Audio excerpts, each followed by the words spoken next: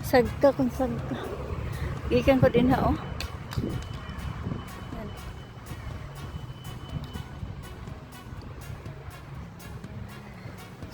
Diyan ang dapita yung opisina. Ano ba? Municipality. Hey, nako. Buntod man din dapita, guys. Tanawa. Ito, buntod. Mga kahoy puro, yab-yag. Muna yung bugnaw kay diri. Inyo guys, itong lugar ang pinaka bugnaw diri sa inland. High peak daw, high peak. High peak. Buntod ba? Tingnan niyo yung tulips, oh. Na? So beautiful.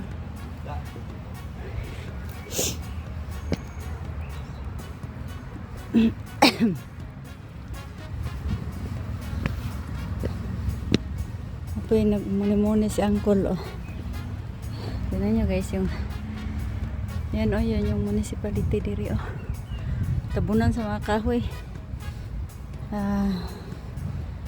Char lang. Gusto ko yung anhi ko diri para mag-tiktok. Di mo maka-tiktok na may mga tao. Ulaw ko.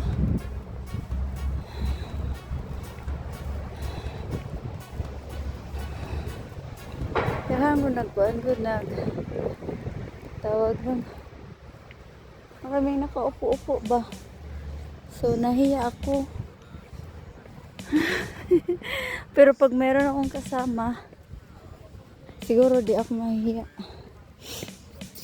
Nahiya ako wala akong kasama kasi. Wala akong kasama ng TikTok. Magsiyaw-sayaw na patay. Magsiyaw-sayaw, di ko nga. Magtago mo punuan sa kahoy. Nga niya, namin nakalingkod. Di ko na, mawaw ko. Yan, oh. Mangita ko lingkuran, mangita po ko magpa-timing ra ko walay tao. Damang tawod do. Maulaw ko mag TikTok. Malingkod sa ko dere. Malingkod sa ko. Ayan guys. Nasangit ko dito sa sentro ba kay harangan ko na yung mga nag-alok bitaw sa mga yung nag-alok ng tulong sa mga breast cancer ba, tulong sa mga breast cancer na ito, every week daw 250 pound sa isa ka bulan 10 pound o nya daw mag-raffle daw na tas manalo daw ko ng 100,000 1 million pound ang tawag. Agoy, ano sa pahing ko nga anak ko nga na wala mo ko kwarta nga di sabi ko nga anak ko nga kanang part time naman yung ang job na ko anak ko sa kana lang sabi ay okay ganun ay nako ay yun lang ay na ko ano sabon ako pag TikTok ani nga namin mga tao patay harang mga tao na mag TikTok ko ani butog naon ko mo uli na ko mo kuan ako mo